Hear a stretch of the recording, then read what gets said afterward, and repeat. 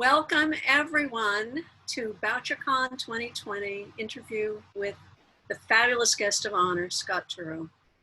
I can't tell you how delighted doesn't even begin to encompass it, but thrilled I am to have been asked to moderate this interview, and how much fun it was to look at his books and his career.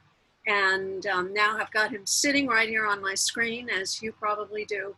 He's written 30 years of bestsellers and virtually invented the modern legal thriller. But Scott, you're not an attorney turned writer. You're a writer turned attorney turned writer. You've said that the great break of your literary career was going to law school. Can you talk about that?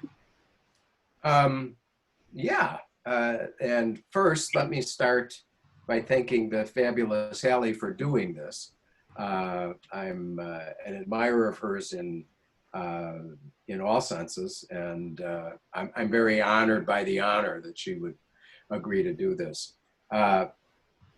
In terms of my own career, I dreamt of being a novelist from the time I was 10 or 11 years old and read The Count of Monte Cristo, and decided that if it was that exciting to read the book, then it had to have been even more exciting to have written the book. And from that dawning perception, I went on through high school, college, writing fiction, and learning to do it the old-fashioned way, as my friend Tom Zigel likes to put it. Most people learn to write by logging a lot of pages. And I certainly did that. When I finished college at Amherst College in Massachusetts, I was lucky enough to win a couple of writing fellowships, one to the esteemed writing program at Stanford. And I was there for 2 years as a fellow, where I also got a master's in creative writing. Perhaps the world's most useless degree.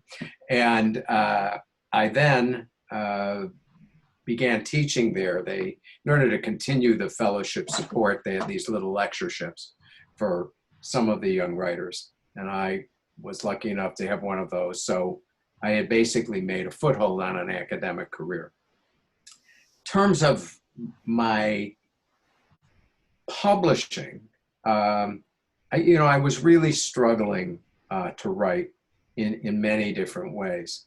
The novel that I spent all of my time writing at Stanford, which was more a work of will than talent, was schlepped all over the city of New York by my then agent, and it did not meet with any rousing success. I continued to publish shorter pieces in obscure places. And as my time at Stanford was beginning to wend to a close, I began asking myself, what is it that I really want to do? And obviously the nice thing about having a little lectureship at a place like Stanford is it's a great platform to go out and get yourself another academic job. And I proceeded down that path, but I did it with great apprehension because I felt ill-suited to teaching, and particularly to English departments as they were then evolving in the early 1970s, which is to say, with no disrespect, they were becoming more and more political places, and with less separation between what I thought the job of an English department was, which was to teach people to read and write with precision. And more that was becoming involved in various political notions, which certainly wasn't unusual in the early 1970s. But I saw the way things were going, and I said, I don't know if this is the life for me. And I began to think about what else I would do until lightning struck me and I was able to support myself as a novelist. And I was shocked to find out how interested I was in law. My dad I like to say, was a prophet in his own time, in the sense that he was a doctor, a physician who hated lawyers long before it was common for doctors to do that. He didn't understand the way they thought. He was a very instinctive, kind of a gut liver, and he just didn't understand all of this lawyerly rationality. And it's typical of my dad. He wasn't able to abide the things he didn't understand, and he literally, I remember him making a big deal when his best friend's nephew came over for dinner, because and he told Robert, he said, Robert, I don't usually let lawyers into the house, so it's only for your Uncle Joe that I am doing this. And that made a deep impression on me. And so I was shocked after college, as my friends all marched off to law school, got their degrees and began practicing, especially the ones who were involved with criminal law, how fascinating I found what they were doing. And I sort of doubled down on that when I looked at who my friends were in the Bay Area. And there were two distinct groups. There were a lot of the young writers around Stanford, really interesting people, talented people, goofy people, dissolute people, but I loved them all. And then there were the lawyers. And again, most of the lawyers were practicing criminal law. I had a friend who's now of blessed memory named Jim Hunt, and he described to me how he got up every day when he was on trial and ran promptly to the basin in the bathroom where he lost everything in his stomach. And I was so enchanted by what lawyers did that, at least criminal lawyers, I thought even that sounded okay. And so I made this decision that I would at least take the LSAT. And I didn't think I was a particularly gifted standardized test taker, but I just absolutely knocked this one out of the park.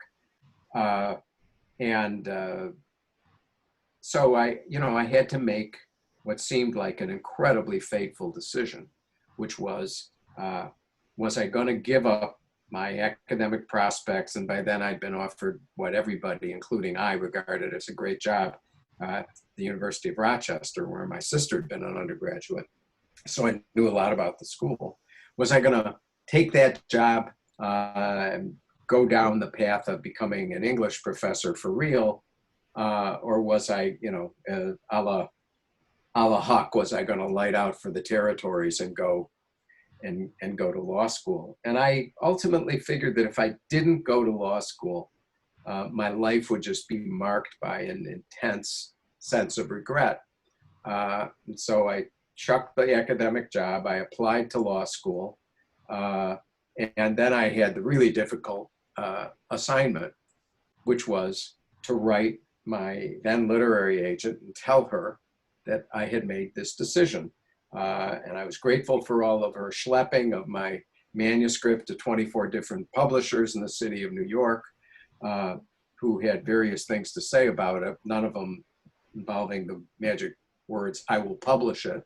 And I got to the middle of this letter explaining my decision, and it sounded so lame to me that I thought, well, all right, so I'll just give her a suggestion, which was that in all of my deliberating and agonizing about law school, I had not found a nonfiction account of what it was actually like day by day to be a law student.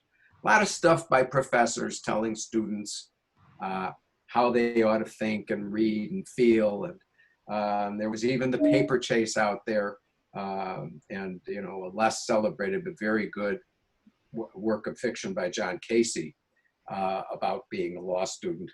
But no nonfiction. This is what happens today and the next day. And that's all I laid out in this letter. And to my utter amazement, the autobiography of John Adams, he talks about a sense of sabering irony.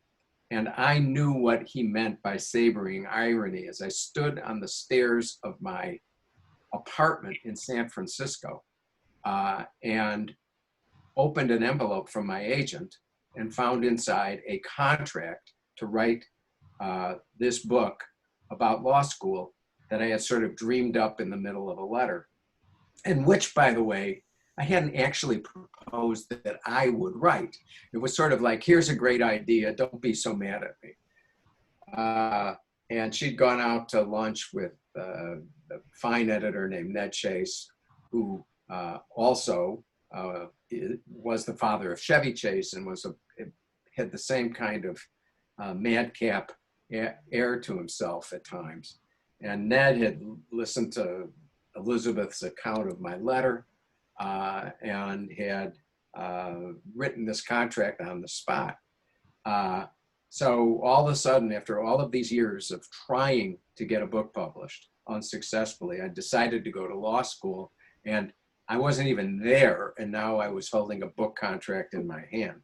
And so, as I like to say at my own expense, I signed the contract quickly and I went off to law school to make new friends and to write about them.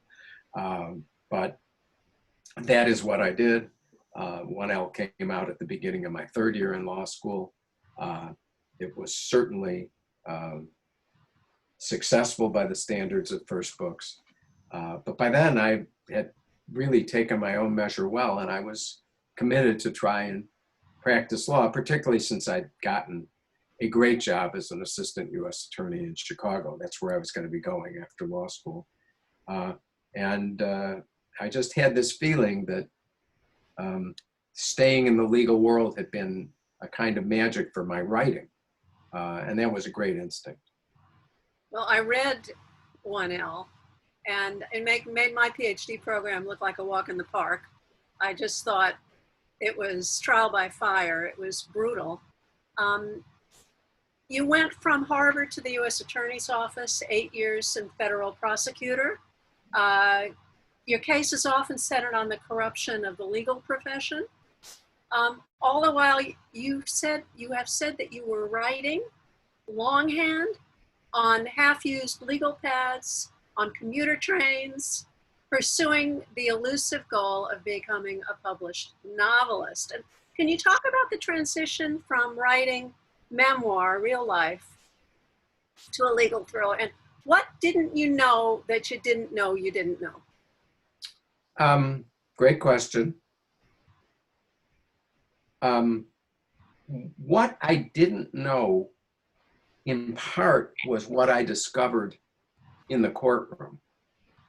And I was first struck in becoming a prosecutor that, you know, the prosecutor's job is a lot like the novelist's.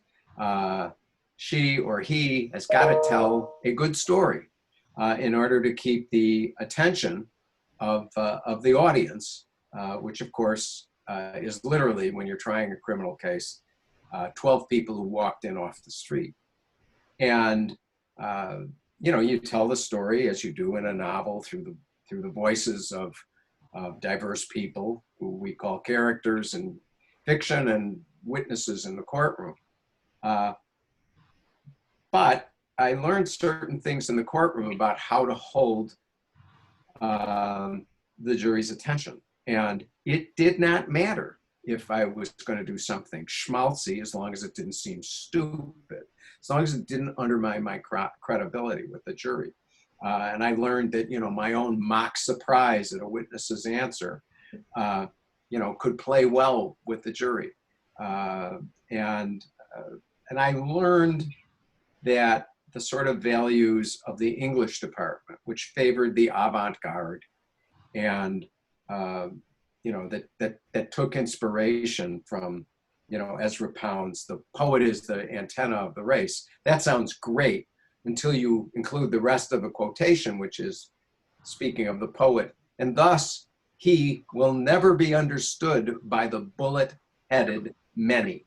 So if you looked at a jury and thought to yourself, I'm talking to the bullet-headed many, you were not going to get anywhere. You had to treat your audience, be they PhDs or laborers, with respect. And if you want to know the short answer to your question, what did I not know that I didn't know I didn't know? That was it. That don't look down at the reader, respect the reader, and consider their expectations. And of course, you know, Hallie, you know this as well as I do, that you're, to some extent, you're always in writing mysteries. But I think it's true in all fiction. You're always toying with the reader's expectations. But you have to do that respectfully, with respect for their intelligence, their taste, and what they're willing to believe. And so the courtroom became a really good education for me. I was sort of stunned by the impact that what happened in the courtroom, this story of how something that the community judged to be evil, how that happened. And, you know, I was looking around one day, about halfway through my term, I was a supervisor. I was watching two newly minted lawyers in the prosecutor's office try a case, and the star witness was on the stand, and I realized, holy smokes, look at this room. Everybody is waiting with bated breath as the star witness describes how what was not a major crime, it was a food stamps conspiracy. But everybody was still on the edge of their seat to find out how this nasty plan got hatched and executed. And at that point, I really knew what my subject matter was. I was going to write about crime, and I was going to do it unapologetically. I think I'd started Presumed Innocent by then, but I really embraced what I was doing at that point. I'd written about a third of the book on the morning commuter train, as you mentioned. That summer, I think it would be 83 or 84, I bought the first of the personal computers. And I always give my ex-wife great credit for that, because she didn't object. She thought that was a good use of half of our savings. And I started typing into the floppy disks. Remarkably, I have a visual aid here, one of the old floppy disks for the software, which was called Perfect Writer. And I began typing it into the computer and onto these disks. I was really on my way. It was tough, trying cases, 60, 70, 80 hours a week, or at that point, 2 young kids. So I would write either on the train, or Sunday night, I would sit down at 11 p.m. after everybody was asleep and write for 3 hours, just to sort of get a head of steam up for what I'd be, you know, completing on the commuter train the next few days. But anyway, that's the story. If you had asked me then to recommend courtroom drama, I would have been hard-pressed. There would have been Earl Stanley Gardner, the Perry Mason stories, and maybe To Kill a Mockingbird. And there you went and created a whole different kind of storytelling. I mean, it's pretty squarely a mystery. I don't even think people were calling things thrillers at that point, but now they call it a legal thriller. But when you thought about what you were writing, were you thinking about any writers, or were you saying, I'm really going to write my own experience, I'm going to write what I think the audience will love? This is something I hadn't even recalled till you asked the question, but I'd read the books you mentioned, a lot of Errol Stanley Garner, certainly To Kill a Mockingbird many times. And as when I finished my tour of duty as an assistant U.S. attorney, and again, doffing my cap to my ex-wife, she'd said, why don't you try to finish that novel? Take a few months off and try to do this. And I had started that, and my former boss, the U.S. attorney who'd hired me, came over for dinner. And he said, what are you writing? He had hired me in the U.S. attorney's office, saying, after 1L came out, he said, this is one thing. He says, and I want you to remember this. If you ever write about me, I'm going to kill you. So that was the condition of getting the job. But he was interested in my career as a writer. He came over for dinner. I'd left the U.S. Attorney's Office. What are you writing about? And he mentioned Anatomy of a Murder to me. And I think it came up because I'd started reading it. But he said, you know, what I loved about that book was all of the courtroom scenes, the way it was so realistic. And Robert Travers, the pen name for John Van, I'm not going to remember his last name, but he was sitting as an appellate court judge in Michigan, actually. And years later, I established a correspondence with him. But I think Anatomy of a Murder, particularly since I read it as I was writing the courtroom scenes in Presumed Innocent, probably had the greatest impact of any of the books that you're mentioning. Interesting. I have to ask a question. I remember when I read Presumed Innocent, and I was gobsmacked, completely gobsmacked by the ending, the twist at the end. And I'm sure there might be actual people listening who have not read the book, so let's not spoil it for them if they're going to read it. But where did you come up with that? Well, you know, a lesser known fact is that the physician father, whom I mentioned, was an OBGYN. And so I had sort of grown up with gynecological realities being part of my unconscious or subconscious. And I do recall discussing the end of Presumed Innocent with my dad, and is this possible, and what would the pathologist notes have to say, and you know, he chimed right in. It was very helpful in that sense. And again, in the second novel, The Burden of Proof, there are again sort of, you know, the gynecologist plays a central part. And one of my friends said that I don't really write legal thrillers, I write gynecological mysteries. But the answer to the question is I am sure that the strange upbringing that a boy has when his father's a gynecologist, and there are all these medical books on the shelves, which of course you and your friends look at carefully whenever the house is empty. Did you know the ending before you started? I'm sorry? Did you know the ending? No.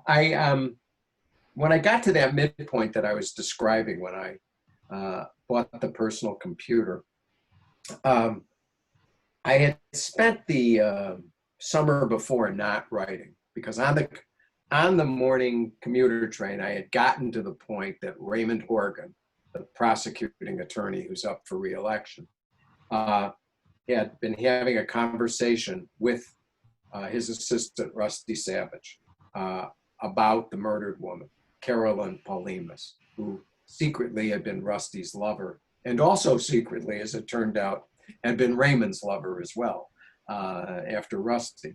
And this is beginning to emerge in a conversation between the two men.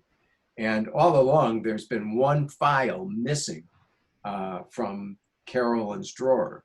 And Raymond Horgan reaches into his desk, pulls it out, and gives Rusty the missing B file.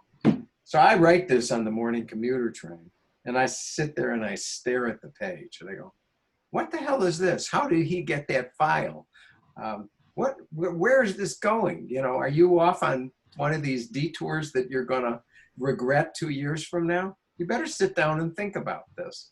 And it was at that point that I sort of devised the rest of the book in my head, including the ending. And I just reasoned my way to it, because I decided, given the universe that I created and the evidence, that there were only two people who could have killed Carolyn Paulimas, whatever the extraneous red herring possibilities might be. And I had to pick between the two of them. And if it wasn't the narrator, then it was this other person. But how was it possible that that person had committed the crime? And so, of course, what the reader thinks. Not possible, not possible. Right. Right. Right. So as you're talking, this is really giving me a whole other insight into your work, because your new book is really about doctors and lawyers Yes. and the totally different way that they view justice and the world. Yep. And can you talk a little bit about that? Well, of course, I hadn't really thought about this until you said it, but it's very perceptive because obviously the way doctors view the world had been part of my upbringing. And then and particularly as, you know, my father practiced medicine. And I wouldn't call Kirill Pafko a clone of my father. He's the client in the last trial, whom is Sandy Stern's old friend, and who sort of calls Stern back to the bar for one last go round in a major criminal case. But I think, you know, now that you say it, there are elements of my dad's grandiosity and frankly some of the deceptiveness that I came to recognize in my father in Kirill Pafko. So, you know, I never remember whether it was Graham Greene or Hemingway, and one of them in his Paris Review interview was quoting the other one, saying that all writers really write only one book. And we all struggle against that reality. We like to think that we're reinventing our wheel every time. But the fact that the collision between the legal and the medical world is part of the themes of so many of my books, that is no accident. You're dead right. And you know, the other thing that I see through all the books, which I had so much fun making my way through in preparation for this, is that the last trial is about two families. Mm-hmm. And family dynamics, again, juxtaposed to the justice system, where there are rules and not black and white, but more clear-cut logic ruling things. So in the last trial, you have 85-year-old Sandy Stern, who is making a repeat visit from presumed innocent, mm-hmm. where he was the defense attorney. And we also get his daughter, Marta, who has, I'm happy to say, aged beautifully, and granddaughter, Pinky, who's a pistol, a force to be reckoned with. And the counterpoint is his client, Kirill Pafko, who's a Nobel-winning scientist, and the wife, and the mistress, and the son, and the totally different set of rules and dynamics that govern these two huge men. They are just giants in terms of their character. So you must have set that up in your head. Well, again, this is another of those dualities with which I've always been fascinated. If you go back to The Burden of Proof, which was my second novel, and the first one where Sandy Stern was the central character, I took the inscription for the novel from a case called Prince versus the United States. And I believe it was Justice Holmes who talks about the family as the circle that the law cannot enter.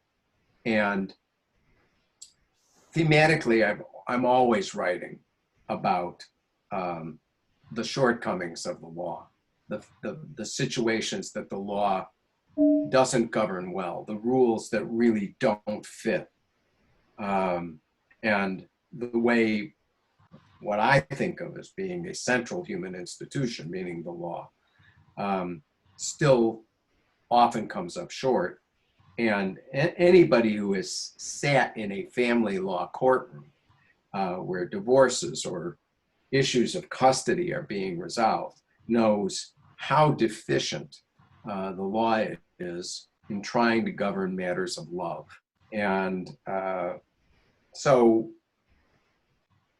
these are two different families, the Sterns through the generations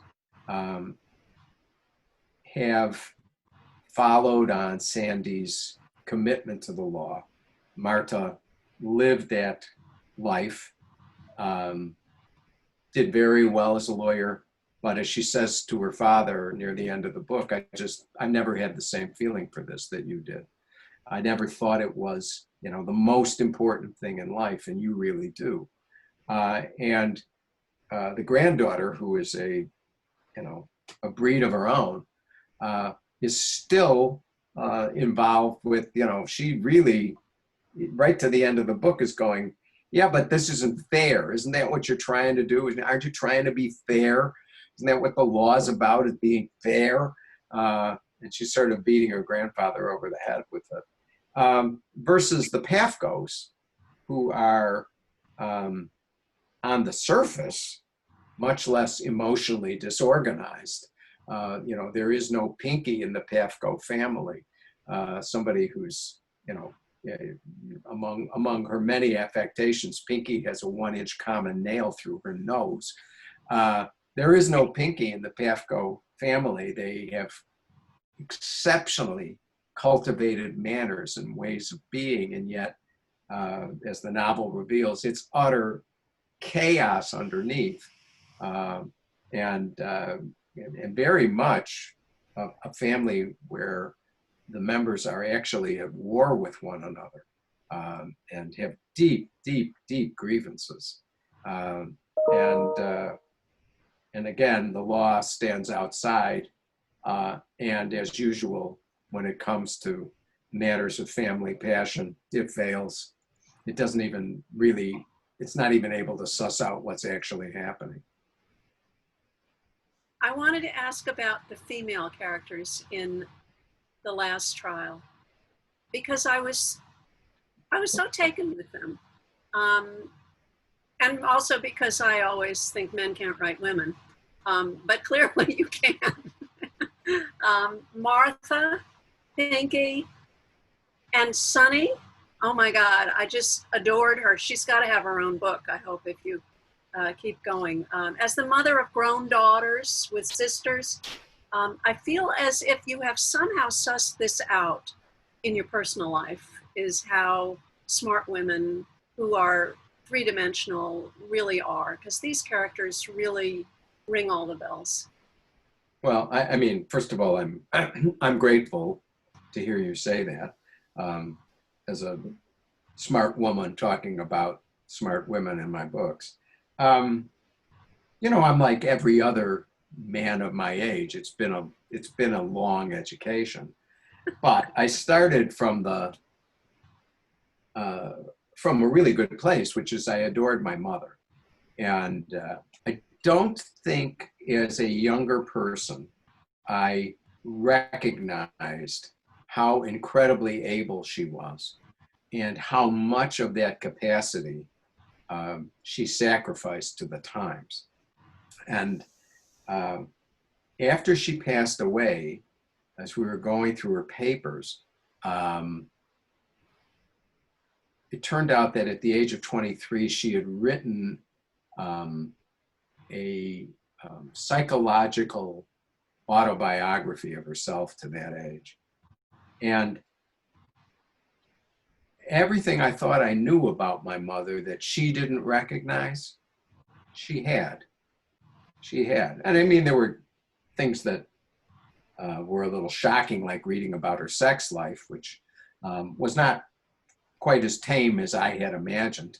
But I realized this was not only a wonderful mother in the sense that she loved me deeply, and that is every child's birthright, but also an enormous gift. But that she was a remarkably capable person, and it bothered me that she sold herself short.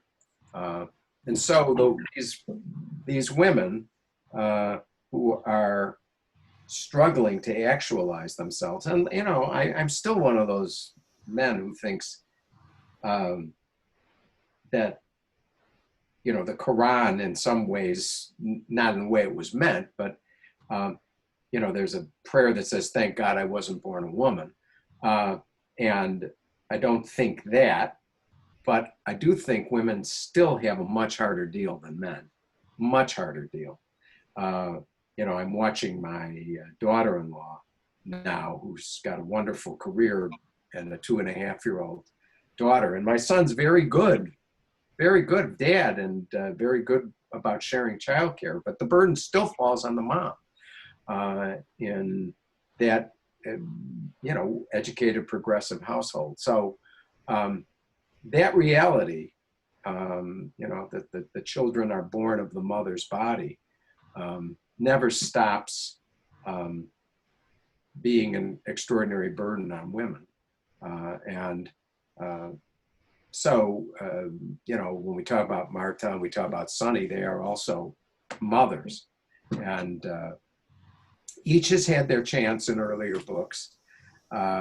Sunny really is one of the two protagonists of a book I wrote called The Loss of Our Fathers. And people always say, is Sandy Stern you or is Rusty Savage you? And my answer is probably, if you want to talk about the person who's closest to my sensibility and the way I see the world, it's Sonny Klonsky.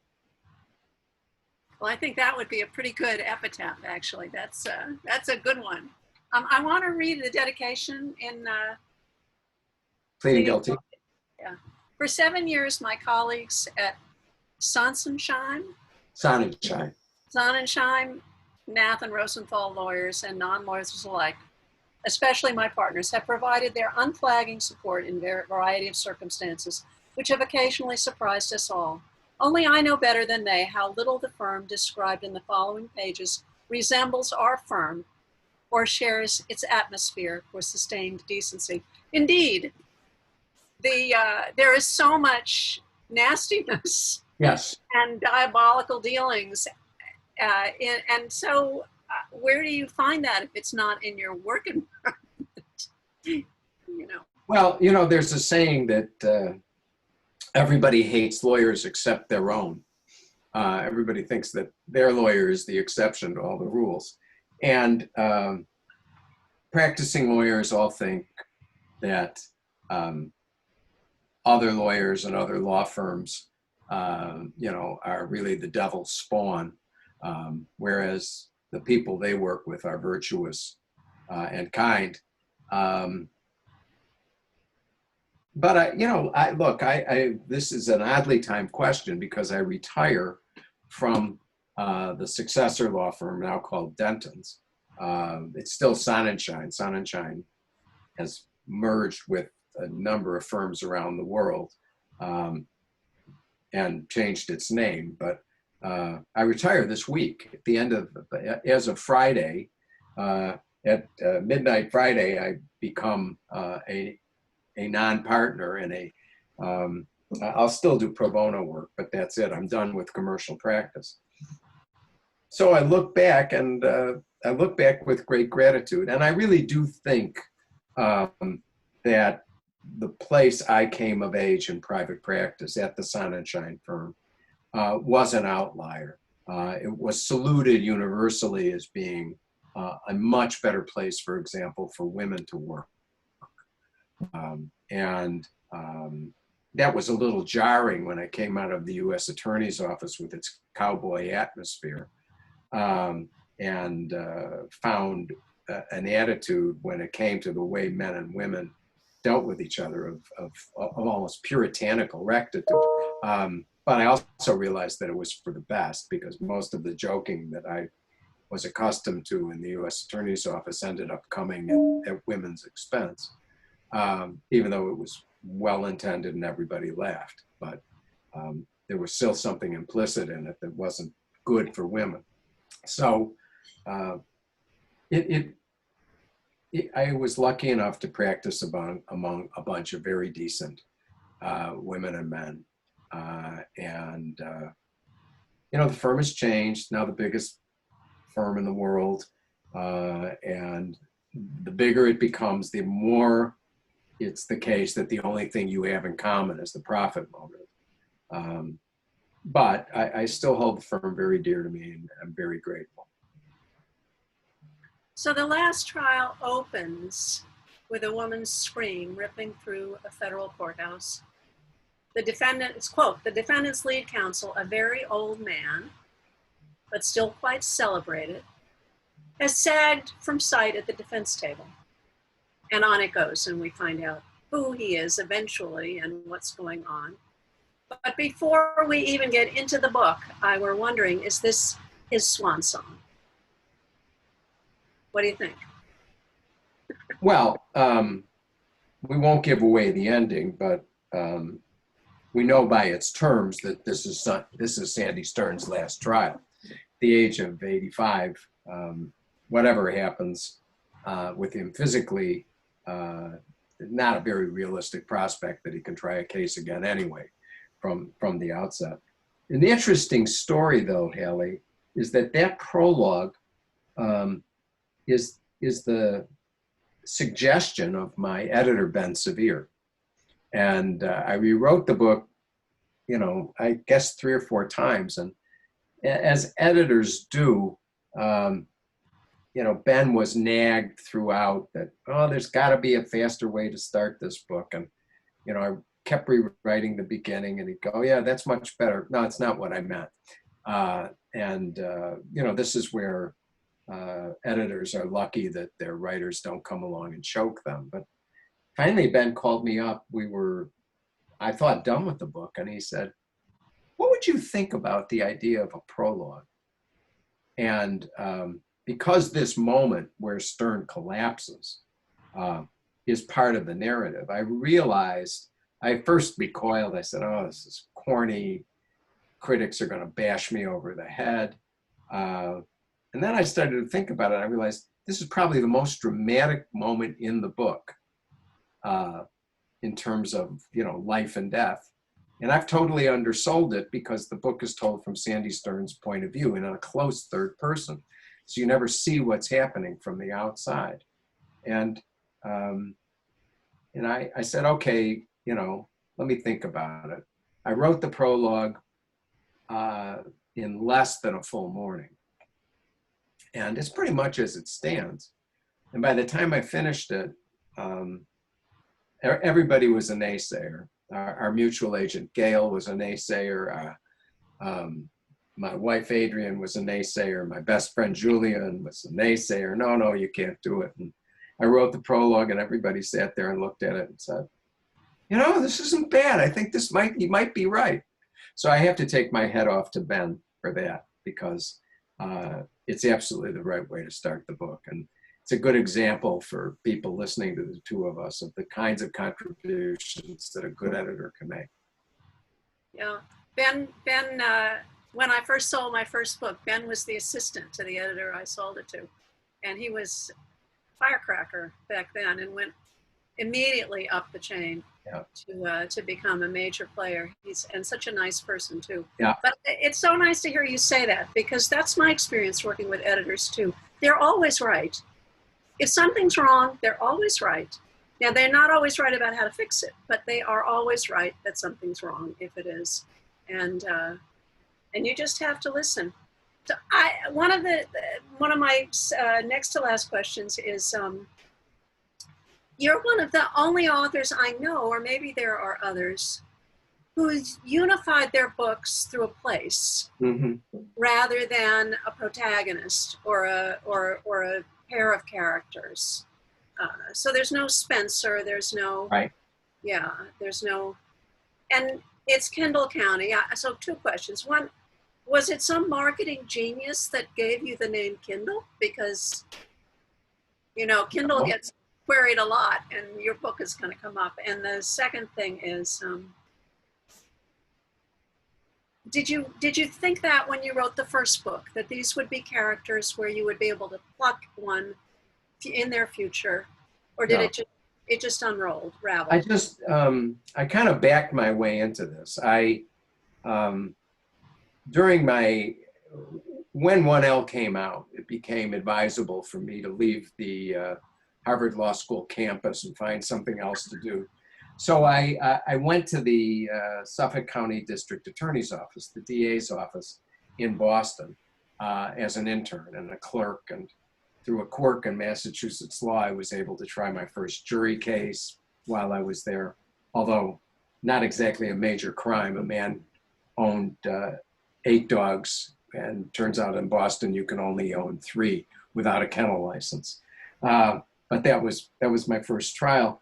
And the background of the Suffolk County DA's office, where Garrett Byrne was the longtime incumbent being challenged by an upstart former assistant of his, Newman Flanagan, who, just like Nico Della Guardia, wins the election. All of that was drawn from my experiences in Boston. And, but I don't keep a journal. I pump everything about, my feelings about the world and, what I'm seeing around me into my fiction. And so it took so long, of course, to write Presumed Innocent, 8 years, that the place that started out as Boston began to look more and more like Chicago.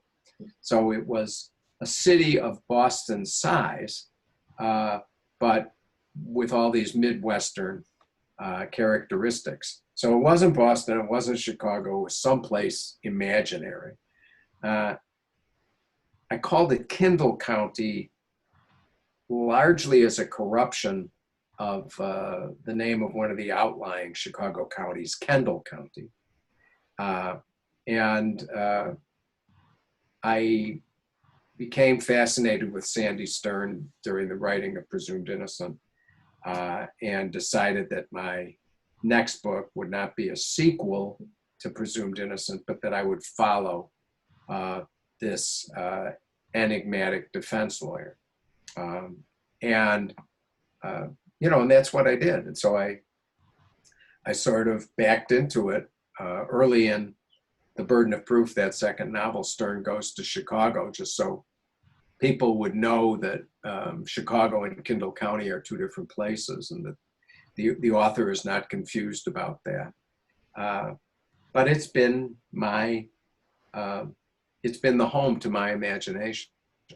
And that just feels like a really good choice. It's worked really well for me. And looking at the other side of your career, what do you feel in terms of your legal career has been your greatest impact? Well, for somebody who, by the time I was writing The Burden of Proof, I asked permission to become a part-time partner. And for somebody who's practiced law part-time since the early 1990s, I've had a remarkably lucky roll of the dice with a lot of great cases. My cases as a prosecutor involving the corruption of the judiciary and the state courts in Chicago have had a lasting impact on the judiciary, and I think it's a much better place to practice law as a result of the Circuit Court of Cook County. And in private practice, you do a lot of good for a lot of people, and if it's really good work, you don't get to talk about it. So I can't tell you everybody I've represented who was under grand jury investigation who wasn't indicted. But probably at the end of the day, just as a matter of luck, what's been most significant in my career has been my work on the death penalty. And, right place, right time. I was appointed to the Capital Punishment Commission in Illinois as a result of having represented a young man named Alejandro Hernandez, who had been sentenced to death. There was just one with that conviction and sentence. He didn't commit the crime. He was sentenced to death for a crime that he had absolutely nothing to do with. And it took many years to prove that and to see him freed. But that in turn paved the way for my appointment to the Capital Punishment Commission. The Capital Punishment Commission paved the way to my work with a young state senator and friend of mine named Barack Obama on rewriting the capital punishment laws in Illinois.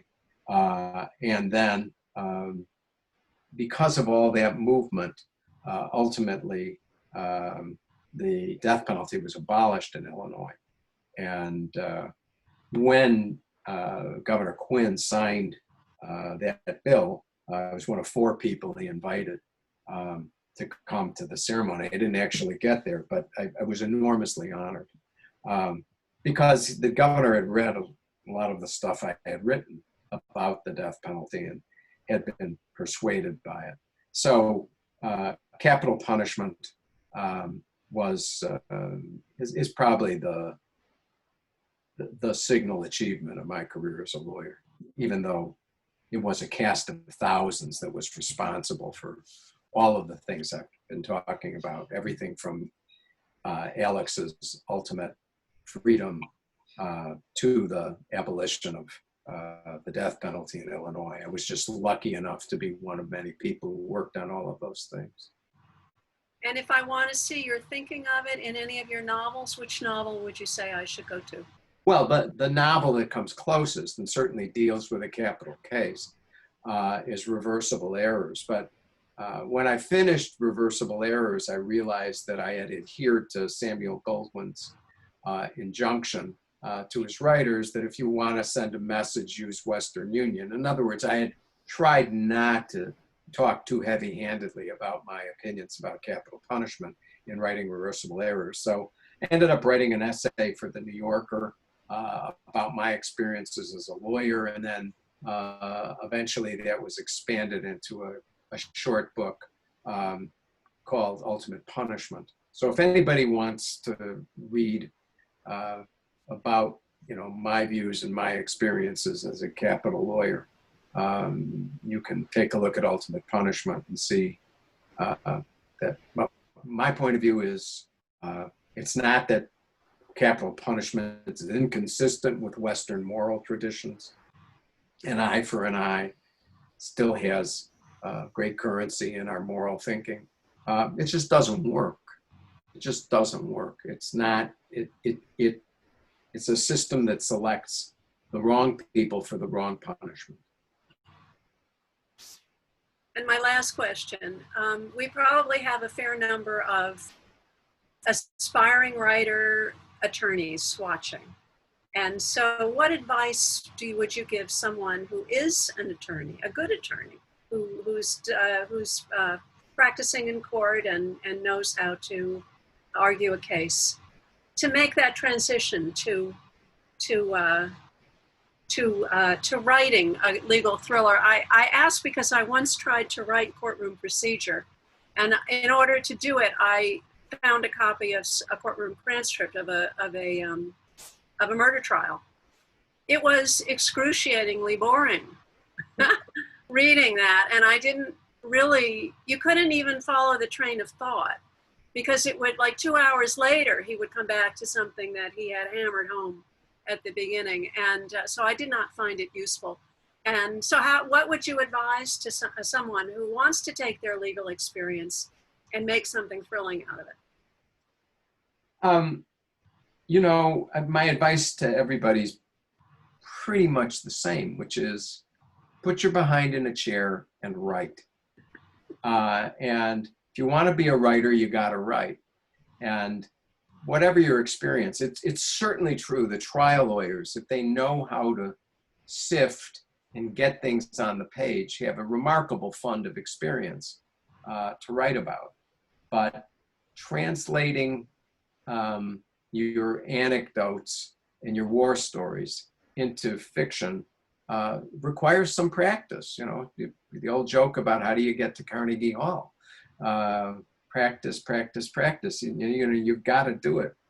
I remember not long after Presumed Innocent came out, I was in the law office and my phone rang, and there was some lawyer from Miami, and he starts, I got a great idea for a book. And I interrupted him. I said, my lawyers have told me don't listen to other people's stories. No, he says, that's not what my question is.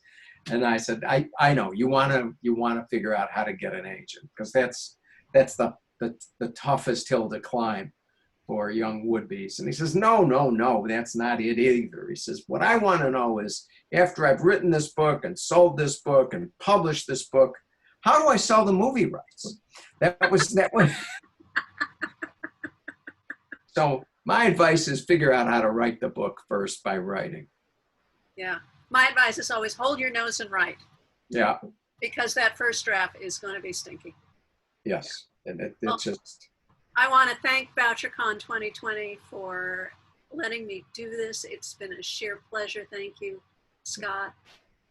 Hallie, you were, as I knew you were going to be, you were just fabulous. Thank you for all the work you put into this. It's been a joy.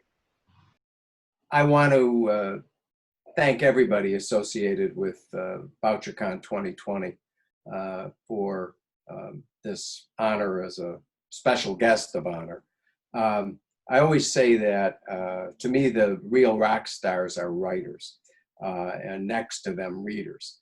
So to be honored by what is perhaps the foremost gathering of mystery writers and readers is a very special honor to me. And I am appreciative of it and gratified by it. And I wish everybody involved with this great event called VoucherCon continued success. And I hope, I hope there's a VoucherCon 3020. So thank you.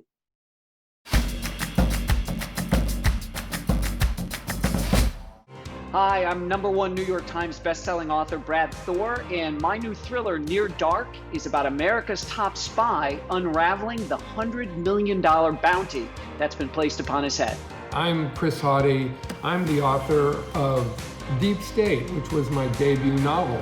Coming out in January 2021 is the follow-up, Savage Road. I'm Lisa Jewell, and my latest novel is The Invisible Girl, which is about a loner being wrongly accused of the disappearance of a young girl in London.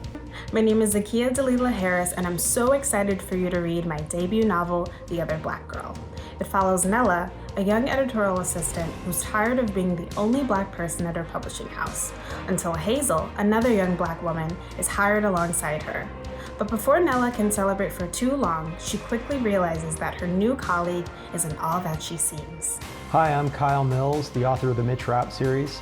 In my latest book, Total Power, a terrorist group manages to take out the entire electrical grid and leave the country in the dark.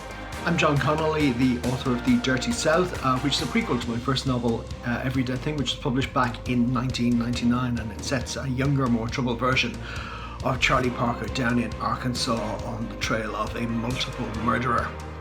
I am Mindy Mejia, and this is Strike Me Down, about a woman's potentially deadly search for a missing $20 million prize.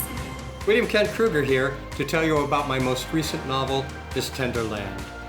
Set during the Great Depression in the summer of 1932, it's the story of 4 orphans running from the law because they've committed a terrible crime.